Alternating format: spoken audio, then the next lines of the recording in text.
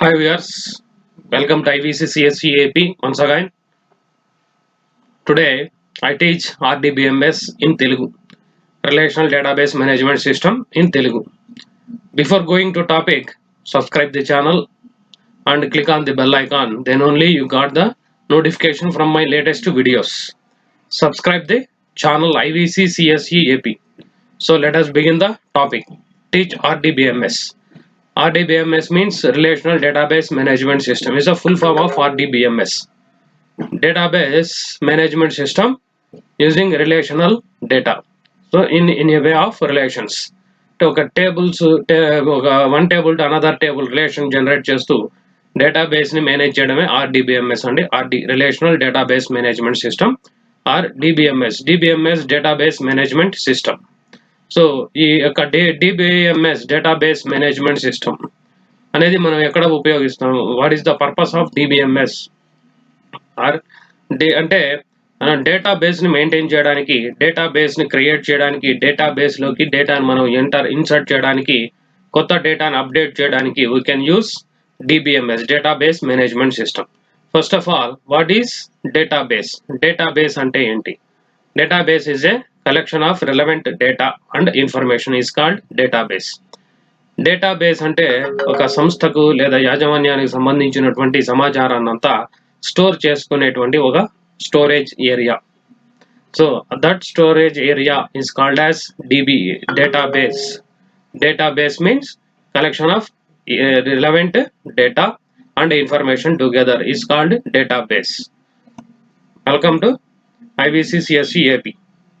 Then here observe, what is database? A database can be defined as a collection of interrelated relevant data stored together to serve multiple applications. A database is an organized collection of data generally stored and accessed electronically from a computer system. Where databases are more complex, they are often developed using formal design and modeling techniques. Database is a collection of relevant data stored together to serve multiple applications. ఏంటంటే ఇక్కడ multiple applications అంటే మనకు different purposes, different areas లో మన యొక్క database అనేది ఉపయోగిస్తున్నాం. For example Aadhaar, unique ID. So Aadhaar is a database server managed by database managed by Nandan Nilekani, Infosys వాళ్ళ ద్వారా మెయింటైన్ చేయబడుతుంది ఈ యొక్క ఆధార్ యొక్క డేటాబేస్ అంతా కూడా. అదేవిధంగా మనకు SBI, state bank of India, different banking systems ఎవరికి వాళ్ళు ఒక డేటాబేస్ అనేది క్రియేట్ చేసుకుని డేటాని వాళ్ళు స్టోర్ చేసుకుంటున్నారండి. ఫర్ ఎగ్జాంపుల్ మనకు ఈ ఆధార్ యొక్క డేటాబేస్ కావచ్చు, లేదా బ్యాంక్స్ యొక్క డేటాబేస్, ఇవన్నీ కూడా డిఫరెంట్ పర్పసెస్. అంటే Aadhaar is one application and bank is another application. So ఇప్పుడు మనం ఒక సేవింగ్స్ బ్యాంక్ అకౌంట్ ఓపెన్ చేయడానికి వెళ్తున్నామండి. So they ask for Aadhaar card. So Aadhaar card అనేది ప్రొడ్యూస్ చేయమని అడుగుతుంటారు as a proof of identity, proof కోసం. సో మనం ప్రూఫ్ ఇచ్చినట్లయితే they are connected to Aadhaar database, ఆధార్తో కనెక్ట్ చేస్తారు. సో మనం ఇప్పుడు అమౌంట్ అనేది, మనీ అనేది మనం వేలిముద్ర వేసి తీసుకోగలుగుతున్నాం. That is possible by database management system ద్వారా ఈ యొక్క ఫెసిలిటీ అనేది అవైలబుల్ అయిందండి. సో విధంగా మనకు database is to serve multiple applications. So ఒక డేటాబేస్ లో మనం మన సంస్థ యొక్క సమాచారాన్ని అంతా స్టోర్ చేసినట్లయితే we can access easily. So that is called as database. A database is an organised collection of data generally stored and accessed electronically from A computer system. So database ఒకప్పుడు మన పూర్వీకులు పెద్దలంతా కూడా చేత్తో రాసేవాళ్ళు అండి. మన జమా లెక్కలు అని అంటారు. సో అవంతా కూడా ఒక పుస్తకం తీసుకొని రాసేవాళ్ళు. సో ఆ పుస్తకానికి ఎన్ని రోజులు ఉంటుందన్న గ్యారంటీ లేదు. సో ఆ పుస్తకం పేజెస్ అయిపోతే మన అది మూలన పెట్టేయాల్సి వస్తుంది. సో ఆ పుస్తకాలకు గ్యారంటీ అనేది ఉండదు. ఇక్కడ ఏంటంటే డేటాబేస్ లో the data stored in the form of electronics form లో డేటా అనేది స్టోర్ అవుతుంది. So the data student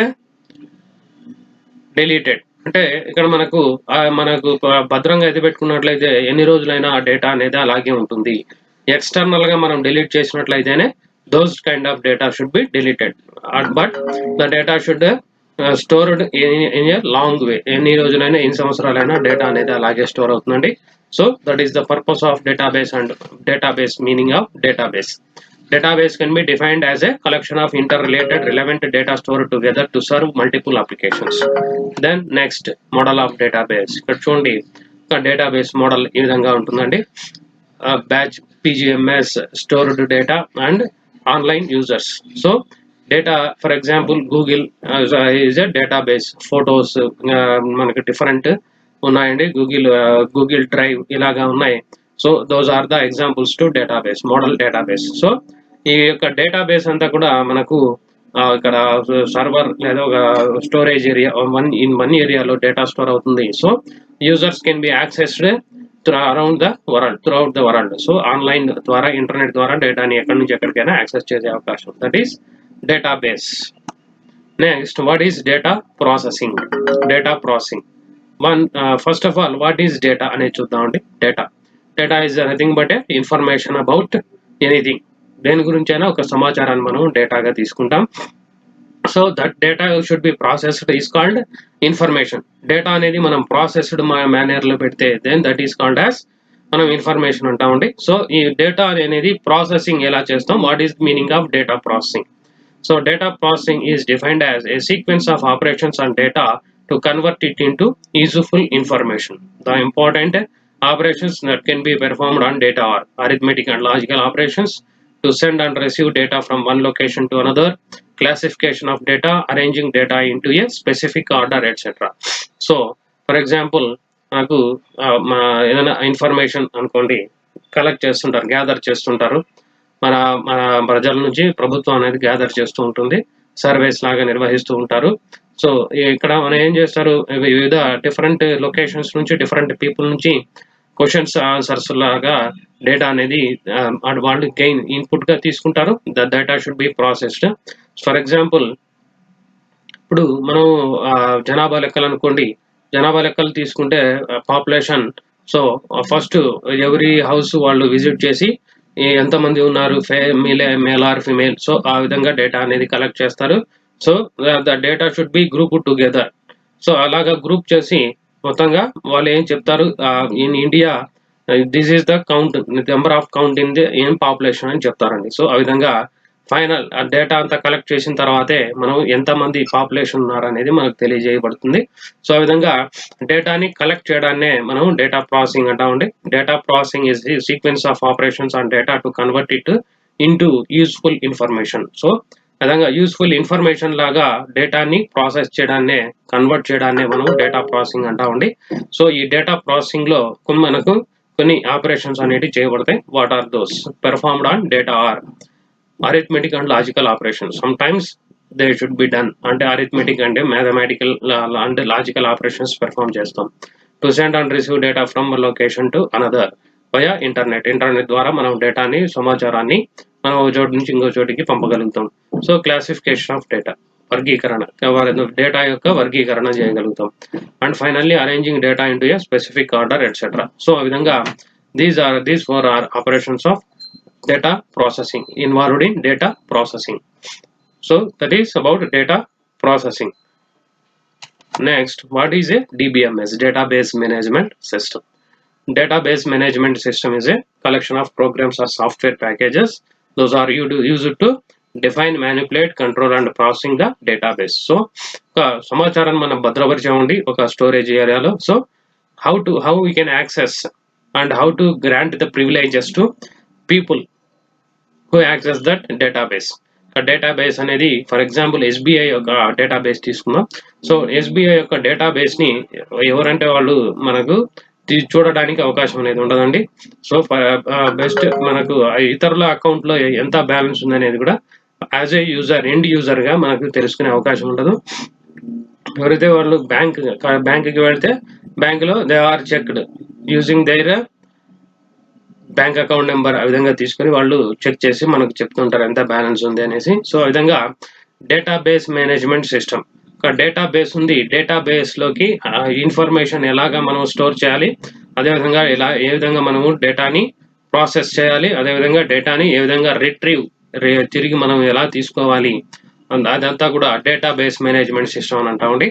Database management system is a collection of programs or software packages. Those are used to define, manipulate, control, and processing the database. That is called as database. A DBMS is essentially a tool. It is a software package and a software. DBMS means a software. It is a tool. This tool can perform, structure, store, and operate on the data contained in it. The main objective of designing any database management system is to provide its users an appreciably higher level framework. So that is main goal of DBMS. A DBMS creates and maintains a database, loads and manipulates data within a database. So using database management system, we can store the data and retrieve the data and provide users an appreciably high level framework.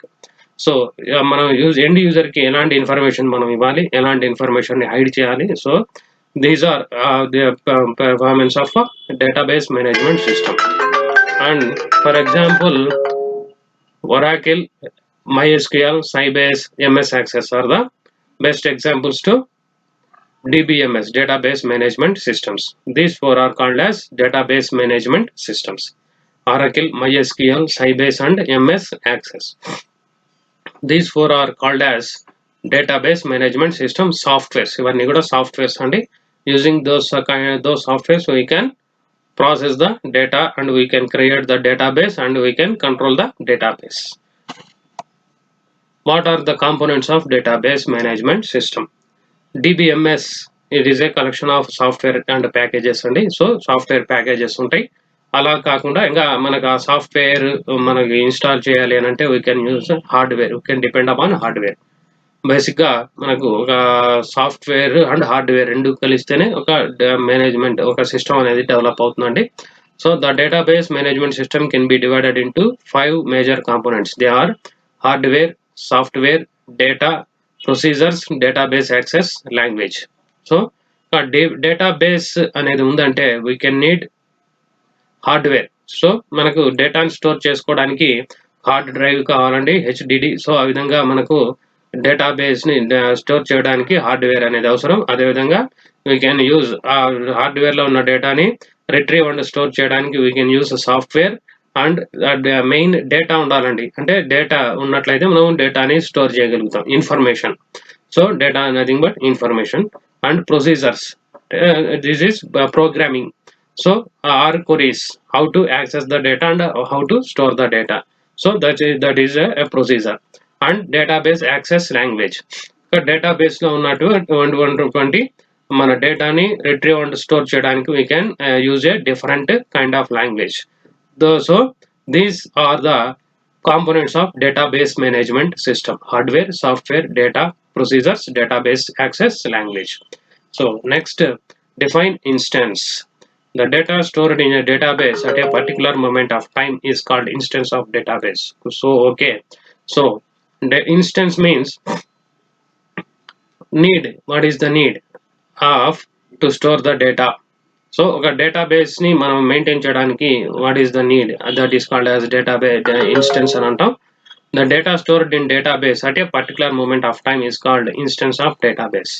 For example, we can store today 100 records in a database. So today the instance of database is 200 records or 200 gigabytes of data. So that day only the data we can store only 100 records. Another day we can add some another 100 records. So the second day the instance of database is 200 records. So the instance can be changed time to time. So what is the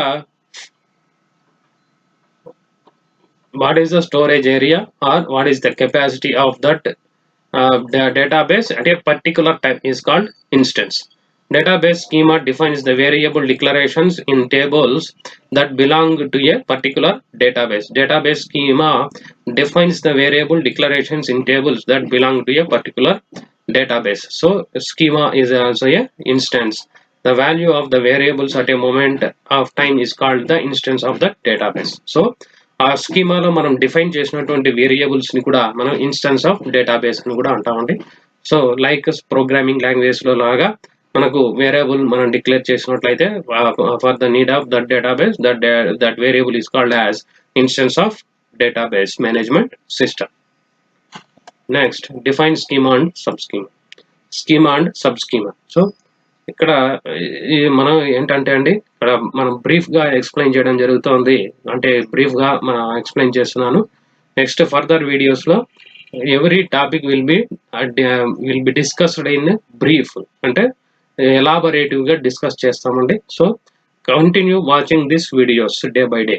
store చేసినటువంటి నేను upload చేసినటువంటి videos అన్ని మీరు continuous గా చూసినట్లయితే you can learn easily what is RDBMS and what is database management system and what is database, how we can use that database. So ఈ learning అనేది continuous process అండి. సో అదే విధంగా ఇక్కడ నేను ఈ క్వశ్చన్స్ అంటే మీన్స్ ఇప్పుడు చెప్తున్నటువంటి టాపిక్స్ జస్ట్ ఇంట్రడక్షన్ లాగా అనుకోండి.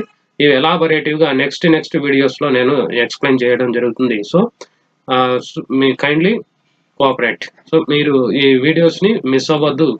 కంటిన్యూటీ అనేది ఉంటేనే వీ కెన్ సక్సెస్, అంటే మనం సక్సెస్ అనేది సాధించగలుగుతాం. సో ఆ విధంగా కంటిన్యూగా ఉండడానికి జస్ట్ ఇంట్రడక్షన్ లాగా ఈ యొక్క డిస్కస్ చేస్తున్నా అండి.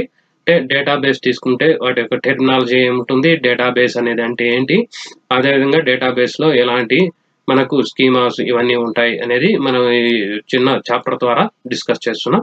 So define schema and sub schema.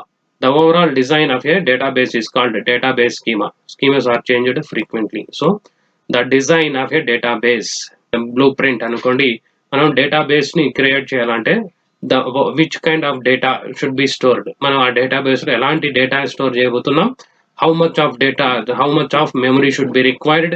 So ఇవన్నీ కూడా మనము డిజైన్ చేయడాన్ని స్కీమా అని అంటామండి, ఓవరాల్ డిజైన్. అదేవిధంగా డేటాని ఏ విధంగా స్టోర్ చేయాలి, what are the requirements, which programming language should be used. So తర్వాత how to retrieve the data and which permissions to give the users, ఎవరైతే ఆ డేటాబేస్ ను ఉపయోగిస్తున్నారో వాళ్ళకి ఎలాంటి పర్మిషన్స్ ఇవ్వాలి, ఇవన్నీ డిజైన్ చేయడాన్నే ముందుగా మనం we can call it as schema is a logical one.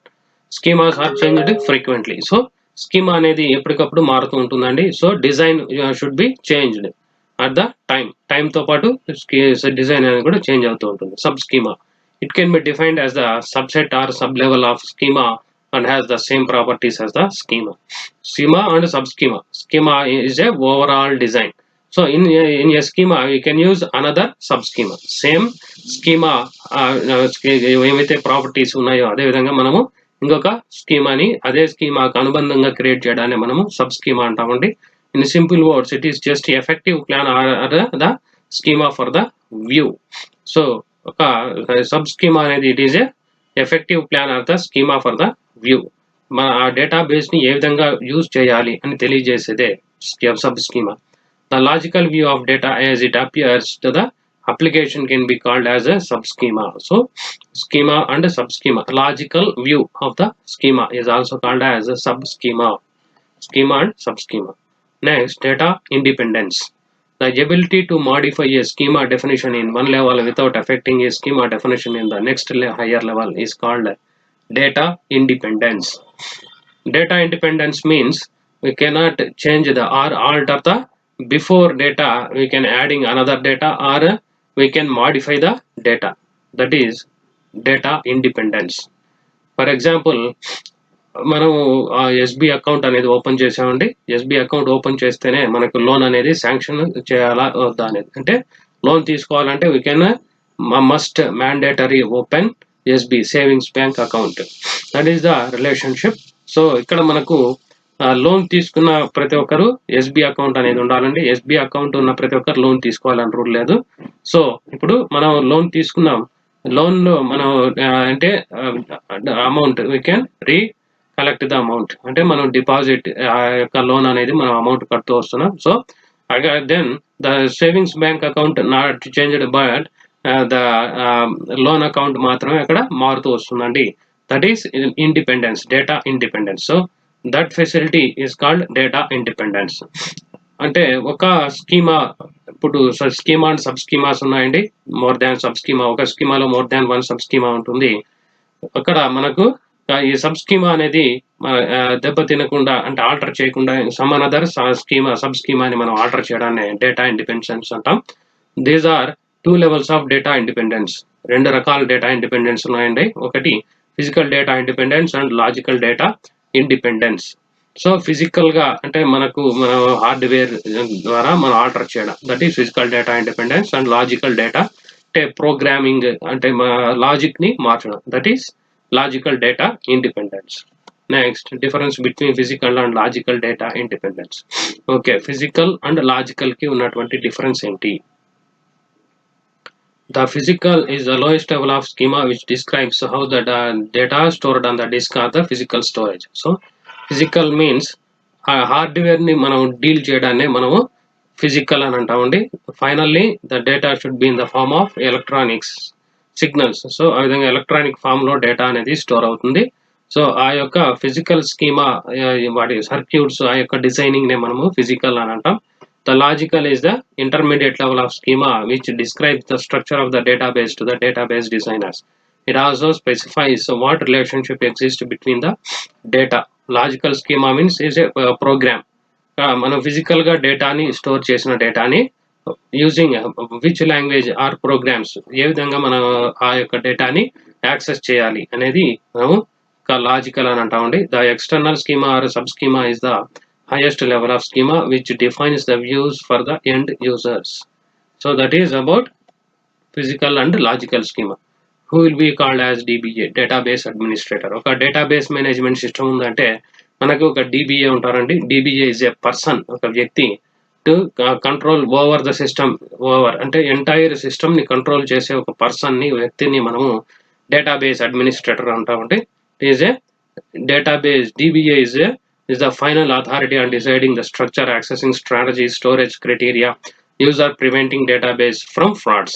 So DBA is a person to finally authenticated the database management system.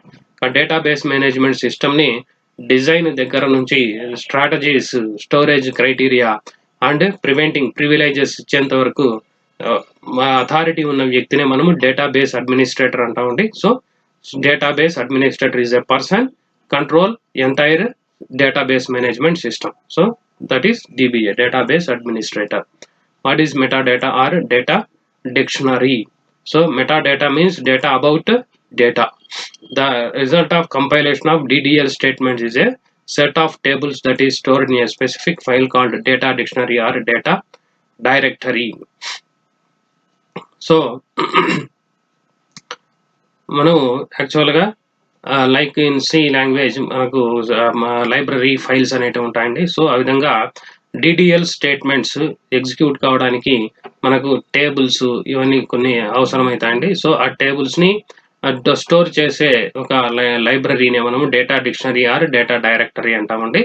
So from that the DDL statements, the specific compiler should be get the data from that data directory or data dictionary.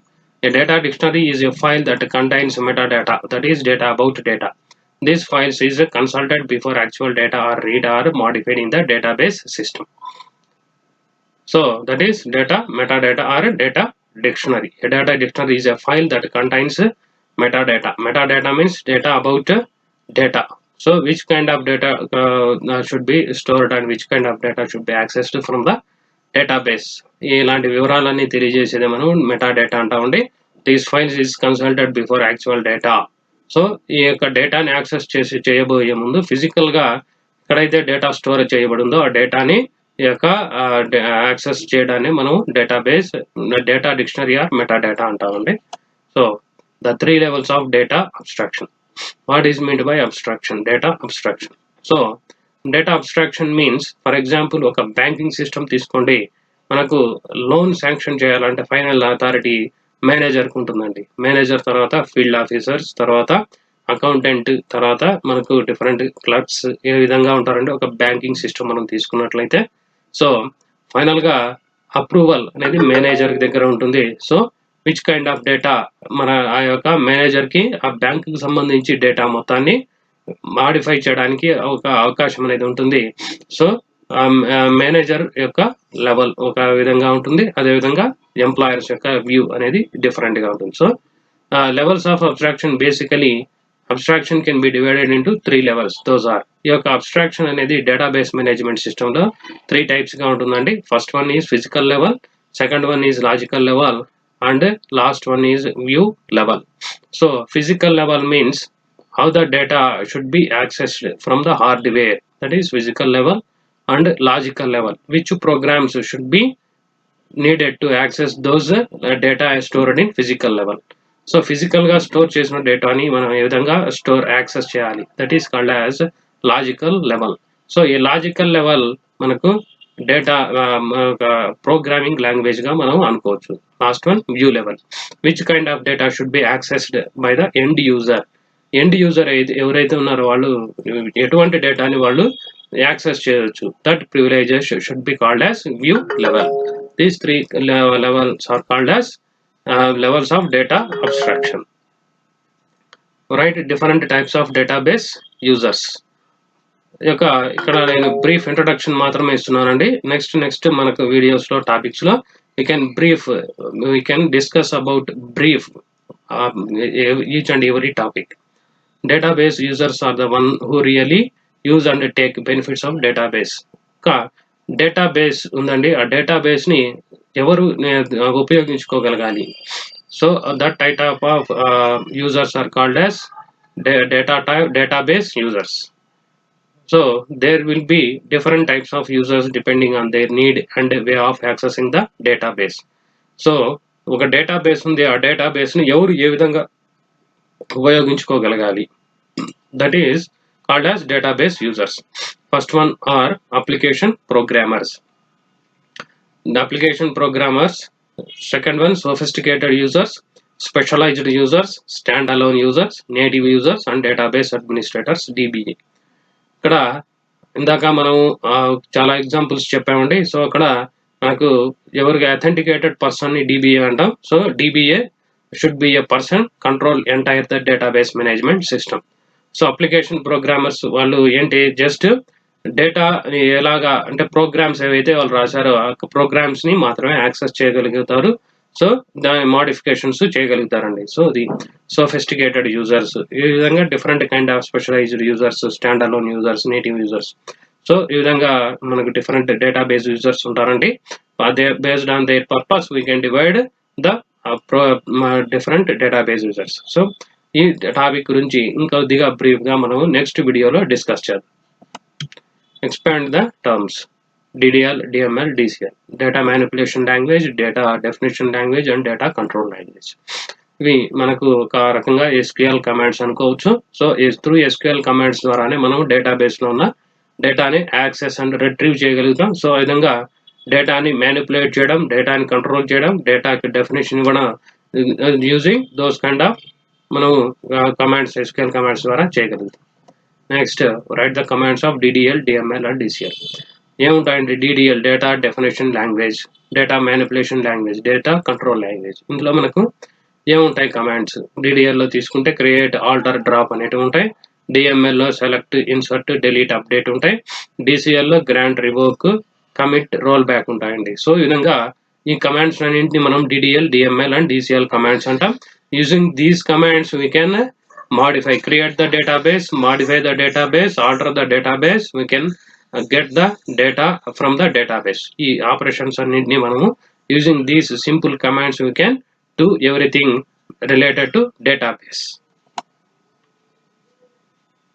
So ఈ వీడియోలో మనం just brief గా database అంటే ఏంటి, database యొక్క terminology, database usage of the database అనేవి మనము discuss చేసాం. సో ఈ వీడియోతోనే మనకు యొక్క అంటే నెక్స్ట్ వీడియోలో షుడ్ బి కంటిన్యూ. ఎప్పుడైతే మన ఏ టాపిక్స్ అయితే మనం డిస్కస్ చేసాము ఇవన్నీ కూడా ఎలాబరేటివ్గా ఇంకా నెక్స్ట్ వీడియోస్లో మనం డిస్కస్ చేయడం జరుగుతుందండి. ప్రతి ఒక్కటి కూడా మనం entire lesson or entire topic related to database మనం ఒక వీడియోలో చేయడం అనేది వీలు కాదు. So we can do these topics related to these topics briefly and elaboratively in some other videos. So ఈ వీడియోస్ ఇలాగే కంటిన్యూ చేయడం జరుగుతుంది.